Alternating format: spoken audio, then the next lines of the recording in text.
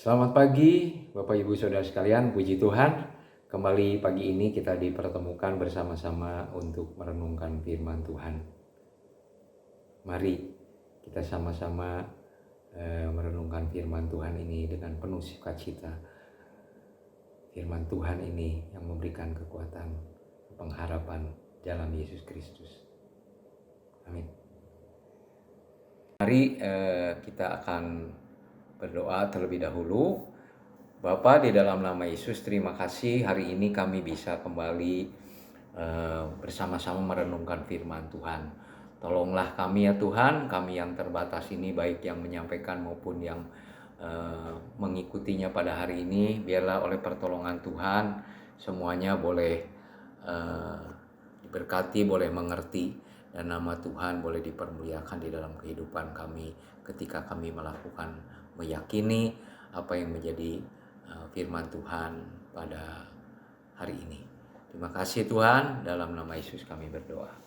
Nah, hari ini saudara-saudara, siapapun saudara yang saat ini bisa mengikuti penayangan ini, kita akan belajar 3 ketetapan Allah untuk manusia.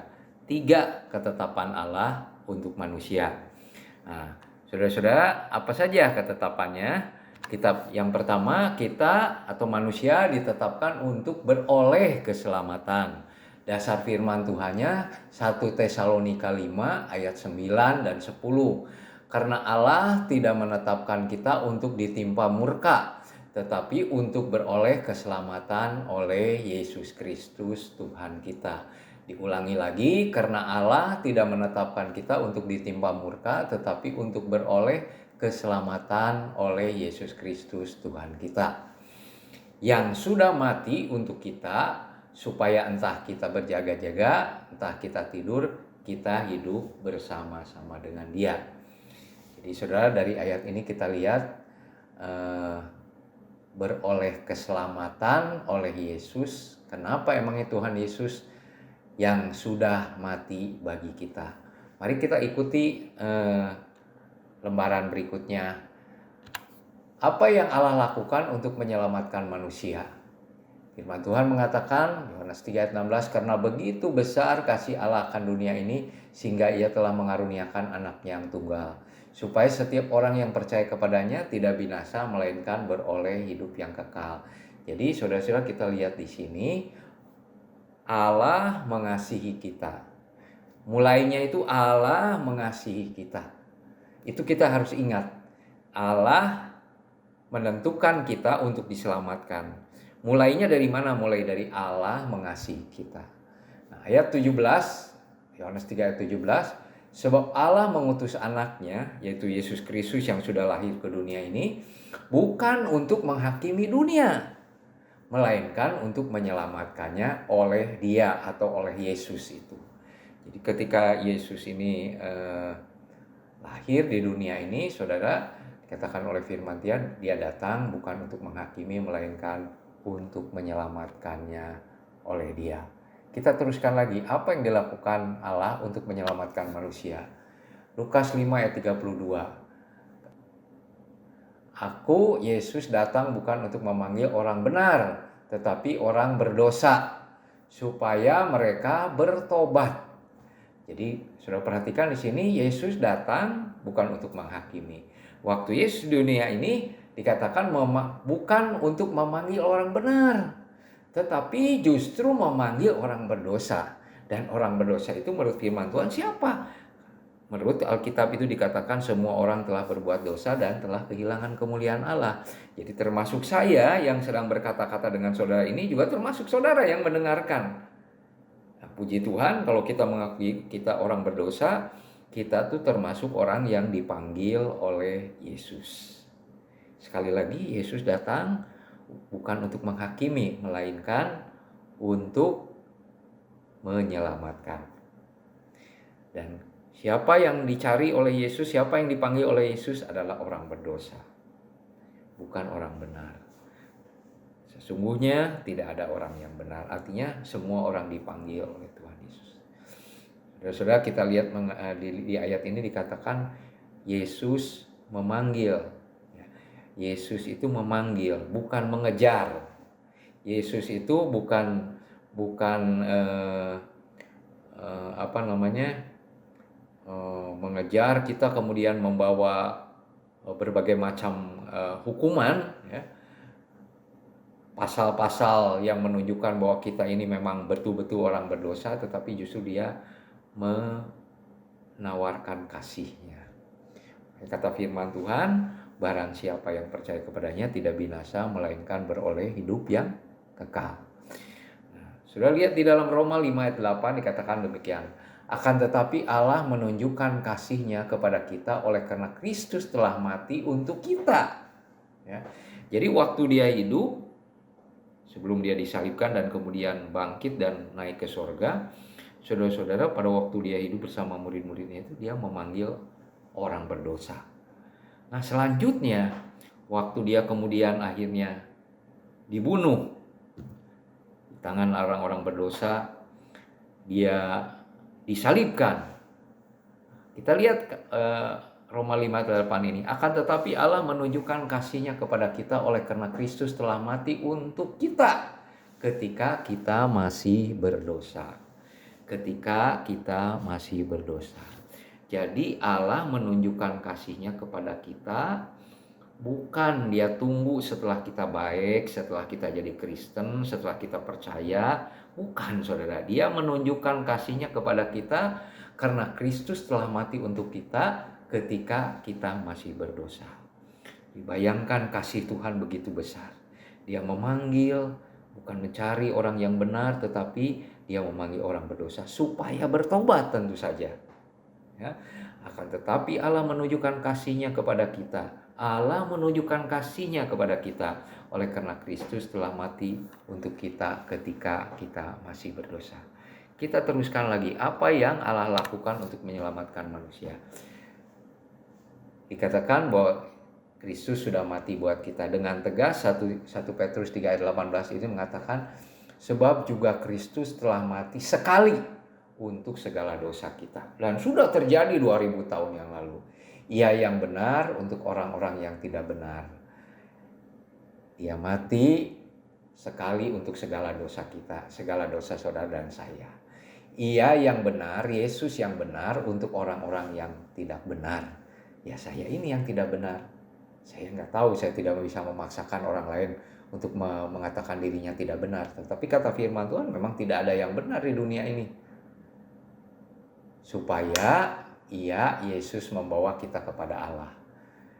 Ia yang telah dibunuh dalam keadaannya sebagai manusia ketika dia disalib, tetapi telah dibangkitkan menurut Roh. Jadi Kristus sudah mati sekali untuk segala dosa kita. Yesus mengasihi kita, mengaruniakan anaknya yang tunggal. Waktu anaknya yang tunggal datang di dunia ini, saudara, dia memanggil orang berdosa. Dan dikatakan oleh firman Tuhan, dia mati di atas kayu salib ketika kita masih berdosa. Dia mati untuk dosa-dosa kita.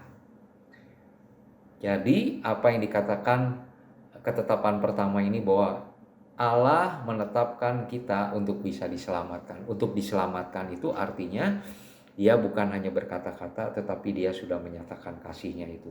Mengaruniakan anaknya, manggil orang berdosa, mati di atas kayu salib bagi dosa-dosa kita, dan barang siapa yang percaya tidak akan binasa, melainkan beroleh hidup yang kekal. Itu ketetapan yang pertama. Ketetapan yang kedua, Tuhan menetapkan langkah kita. Mazmur 73 ayat 23 dan 24. Tuhan menetapkan langkah-langkah orang yang hidupnya berkenan kepadanya. Apabila ia jatuh, tidaklah sampai tergertak, sebab Tuhan menopang tangannya. Sekali lagi, Tuhan menetapkan langkah-langkah orang yang hidupnya berkenan kepadanya. Apabila ia jatuh, tidaklah sampai tergeletak, sebab Tuhan menopang tangannya. Saudara, bersediakah saudara langkah-langkah saudara ditetapkan oleh Tuhan? Kalau saudara sebagai orang yang sudah diselamatkan, orang yang telah ditebus oleh Tuhan, bagaimana kita memuliakan namanya, bagaimana kita mengasihi Tuhan yang terlebih dahulu mengasihi kita itu. yaitu dengan hati terbuka kita mau Tuhan menetapkan langkah-langkah kita, supaya langkah kita benar, supaya langkah kita sesuai dengan kehendak-Nya, supaya langkah kita adalah langkah ketaatan kepada Bapa di surga. Nah, sekalipun demikian saudara, kita di dalam kelemahan ini, ayat 21 mengatakan apabila ia jatuh, kita harus menyadari keadaan kita yang terbatas ini. Bisa saja kita terjatuh. Kita sudah berusaha mohon pertolongan Tuhan, tapi ada satu saat kita melangkah sendiri. Kita tidak mengikuti langkah Tuhan, kita mengikuti langkah keinginan sendiri. Tetapi puji Tuhan, dikatakan di sini, kalaupun terjadi kita jatuh, setelah kita menyadari kata firman Tuhan, tidaklah sampai tergeletak, sampai nggak bisa jalan lagi, sampai nggak bisa bangun lagi. Kita akan bangun lagi, kita akan meneruskan langkah-langkah bersama dengan Tuhan. Sebab Tuhan menopang tangan kita ini ditopang, supaya kita jangan sampai tergeletak.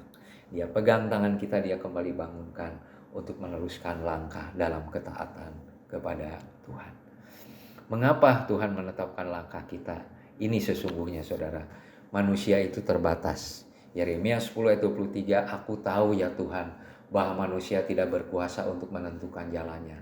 Dan orang yang berjalan tidak berkuasa untuk menetapkan langkahnya. Karena itulah kalau saudara dan saya bersedia langkah-langkah kita ditetapkan oleh Tuhan, itu terbaik dalam hidup kita. Ingat saudara, satu langkah di depan kita nggak tahu akan apa yang terjadi. Apalagi 10 langkah ke depan, apalagi 200 langkah ke depan. Tetapi kalau kita mengikuti ketetapan Allah, langkah-langkah hidup kita yang berkenan kepadanya, kita akan memuliakan namanya. Dan apabila saudara dan saya jatuh, kita tidak akan tergeletak, sebab tangan Tuhan menopang kita. Kemudian ketetapan yang ketiga, menetapkan kita untuk berbuah. Bukan kamu yang memilih aku, tetapi akulah yang memilih kamu. Saudara ingat ini ya, bukan kamu yang memilih aku, tetapi akulah yang memilih kamu. Saudara, ketika seseorang menceritakan firman Tuhan kepada kita, saya nggak tahu kapan saudara menerima percaya kepada Tuhan Yesus. Mungkin di awal ada yang menolak, mungkin di awal bahkan ada yang menghina ya, ketika diberitakan nama Yesus. Apalah Yesus, nggak perlu gitu, seperti itu. Tapi ada lagi orang yang datang lagi kepada kita, kemudian dia berkata lagi tentang kasih Tuhan Yesus, sampai suatu kali kemudian saudara percaya. Dan hari ini kalau ada yang pada saat ini menyaksikan tayangan ini dan kemudian belum percaya, saya ingin mengatakan kepada saudara hari ini dipilih oleh Tuhan untuk percaya kepada Tuhan Yesus. Dan aku telah menetapkan kamu supaya kamu pergi menghasilkan buah, dan buahmu itu tetap, supaya apa yang kamu minta kepada Bapa dalam namaku diberikannya kepadamu. Sudah lihat di sini, dan aku menetapkan kamu supaya kamu pergi dan menghasilkan buah, dan buahmu itu tetap. Saudara-saudara, tentu kita manusia tidak berbuah seperti pohon-pohonan, tapi Tuhan mengumpamakan hasil kita itu seperti buah. Orang Kristen yang bertumbuh, dia pada akhirnya akan berbuah. Saudara-saudara, tapi buahnya itu bukan buah yang biasa, dikatakan sini buahmu itu tetap. Buah yang tetap itu menurut Alkitab itu apa saudara? Buah yang tetap itu adalah jiwa-jiwa yang diselamatkan. Kelak kalau orang itu diselamatkan, masuk saya dan saudara yang sudah diselamatkan ini, kita termasuk buahnya orang lain yang sudah mengabarkan firman Tuhan, mengabarkan Injil kepada kita, kemudian kita menjadi percaya, kita menjadi buahnya orang lain.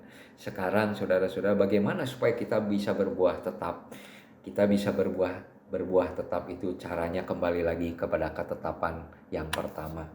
Saudara dan saya punya tanggung jawab memberitahu kepada orang lain bahwa Allah menetapkan untuk manusia beroleh keselamatan oleh Yesus Kristus. Ketika saudara boleh menyampaikan ini kepada orang lain dan orang itu kemudian menjadi percaya, orang itu bertobat, saudara-saudara, itu adalah buah saudara dan buah saya. Kelak kalau kita meninggal, sama-sama kita ketemu di surga, buah itu kekal. Jiwa yang pernah kita layani, kemudian mereka bertobat, dia ketemu di dalam kekekalan bersama dengan kita. Saudara, 3 ketetapan Allah buat kita. Saudara dan saya ditetapkan untuk memperoleh keselamatan. Saudara dan saya ditetapkan langkah-langkahnya supaya hidup kita berkenan, supaya hidup kita sesuai dengan perintah-perintah Tuhan. Dan yang ketiga, Tuhan menetapkan kita untuk pergi menghasilkan buah. Bagaimana caranya? Kembali lagi kita menceritakan ketetapan yang pertama kepada setiap orang, supaya pada akhirnya orang itu percaya kepada Tuhan Yesus. Mari kita berdoa. Bapa, dalam nama Yesus kami mengucap syukur pada saat ini Engkau sudah menolong kami sehingga kami bersama-sama boleh merenungkan firman Tuhan. Tuhan Yesus, terima kasih untuk ketetapan-Mu yang membuat kami bersukacita. Dan saat ini Tuhan, kami tahu pada akhirnya kami ditetapkan untuk pergi dan menghasilkan buah. Tolonglah langkah-langkah kami adalah langkah-langkah untuk menolong jiwa-jiwa yang belum tahu ketetapan Tuhan. Terutama ketetapan yang pertama, yaitu bahwa Tuhan atau Allah menetapkan semua untuk beroleh keselamatan. Biarlah kami boleh berbicara kepada siapapun yang kami kenal, sehingga mereka boleh diselamatkan. Terima kasih Tuhan, kami mengucap syukur untuk ketetapan-Mu. Dimanapun kami berada, biarlah berkat kasih karunia Tuhan turun atas kami, melimpah atas kami, dan kami boleh berbuah di dalam nama Tuhan Yesus Kristus. Tuhan memberkati. Amin.